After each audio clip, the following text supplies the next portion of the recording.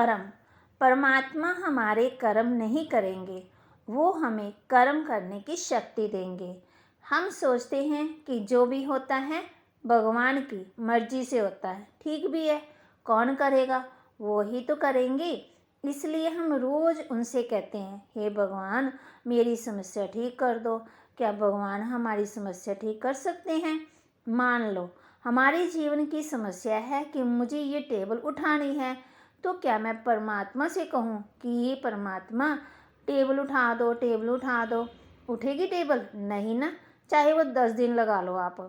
हम तो रोज़ उसे यही सब कहते हैं, तबीयत ठीक कर दो, बच्चों को पास कर दो, बच्ची की शादी कर दो, मेरा ट्रांसफ़र रुकवा दो, है ना, पता नहीं कौन कौन सी बातें करते रहते हैं। तो हमें ये पता है कि भगवान से हमें क्या मिल सकता है और क्या नहीं।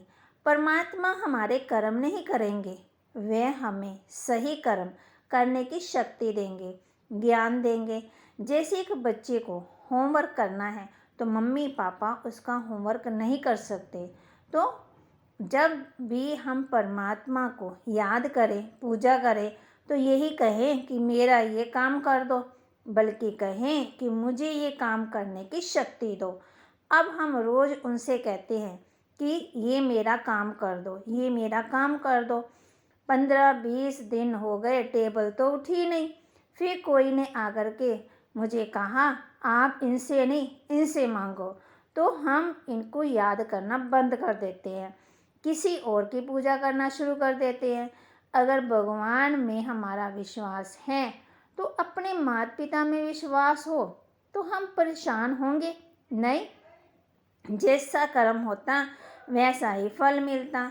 अगर ये स्पष्ट हो गया तो कभी भी हमारी उंगली ना ऊपर की ओर जाएगी और ना और किसी की तरफ। फिर अगर मैं अच्छा किसी के साथ व्यवहार कर रही हूँ और मैं फिर भी मेरे साथ गलत कर रहा है वो, तो उसका कारण कौन? अगर कोई मुझे धोखा दे रहा है तो कारण कौन? मेरी सेहत ऊपर नीचे हो रही है तो इसका कारण कौन है? इसमें भी महत्वपूर्ण है कि इसका निवारण कौन करेगा। हमें जीवन में इस लाइन को पकड़ कर रखना है, जैसा कर्म वैसा फल। जैसा कर्म होता है वैसा ही फल मिलता है। अगर ये स्पष्ट हो गया तो कभी भी हमारी उंगली ना ऊपर जाएगी ना किसी की ओर। जो कुछ हम सोचते हैं, बोलते हैं, करते हैं, वो है हमारा कर्म जो हमारे साथ है। जीवन में जो परिस्थितियाँ आती हैं, लोग हमारे साथ जो व्यवहार करते हैं, वो हमारा भाग्य। मैं इनसे कैसे बात करूं, ये मेरा कर्म, हमारा कर्म। ये हमसे कैसे बात करें, वो मेरा भाग्य। दोनों के बीच में क्या संबंध है? जैसा कर्म होता वैसा भाग्य बनता। हम जो कर्म करते हैं वो हमें दिखाई नहीं देता है, लेकिन भाग्य दिखाई देता है ना। तो जो हमारे साथ हो रहा है वह दिखाई देता है ना। उदाहरण के लिए मेरे सामने घड़ी है, मैंने ये घड़ी उठाकर अपनी आपकी तरफ फेंकी, ये है मेरा कर्म। अब जो मैंने दिया वापस वही आने वाला है, लेकिन मुझे सिर्फ ये दिखाई देता है कि वहाँ से घड़ी आ रही है। हम चाहते हैं फूल, लेकिन आ रही है घड़ी। इस तरह अगर कोई सबके सामने मुझे बहुत कुछ बुरा कह दे तो मैं कहती हूँ इन्होंने मेरी बेइज्जती कर दी। मैं बिना उन्हें समझे नाराज़ हो जाती हूँ। या फिर मान लें कि मेरे हाथ में एक काले रंग की गेंद है, मना मैंने सामने दीवार पर फेंकी जो वापस आ रही है। तो वैसे ही कोई मेरे पास काले रंग की बॉल भेज रहा है। यानी अगर हम किसी की तरफ मना अच्छा सोचते हैं तो अच्छे वाइब्रेशन आते हैं, अगर हम किसी की तरफ बुरा सोचते हैं तो बुरे। तो इसका कारण मेरी बेइज्जती कर रहा है वो काले रंग की गेंद सामने आ रही है, वो घड़ी सामने आ रही है, जैसा मैंने दिया वैसे आया। वो बेइज्जती सामने आ रही है, वो धोखा सामने आ रहा है कि मैंने दिया तभी तो आया। तो हम क्या कर रहे हैं? हम उनसे कह सकते हैं कृपया ऐसा ना करें। हमारे कहने से वे रुक सकते हैं, लेकिन हम नाराज़ हो जाएंगे। वहाँ से हमने नेगेटिव वाइब्रेशन भेजे, वो आए, हमने भी वापस उनको भेजे।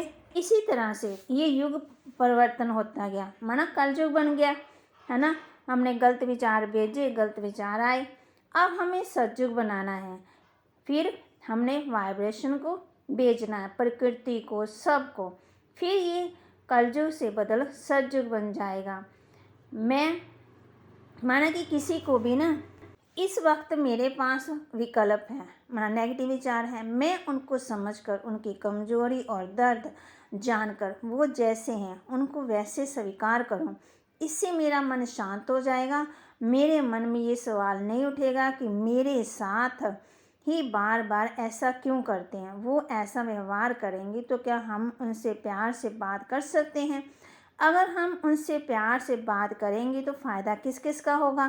पहले तो मेरा अपना मन ठीक रहेगा, दूसरी मेरी सेहत भी ठीक रहेगी, उस ऊर्जा का प्रभाव हमारे मन पर नहीं पड़ेगा। चौथा, उनकी भी सेहत ठीक रहेगी, उसका लाभ होगा। इसी से ही सतयुग आएगा, माना अच्छे विचार।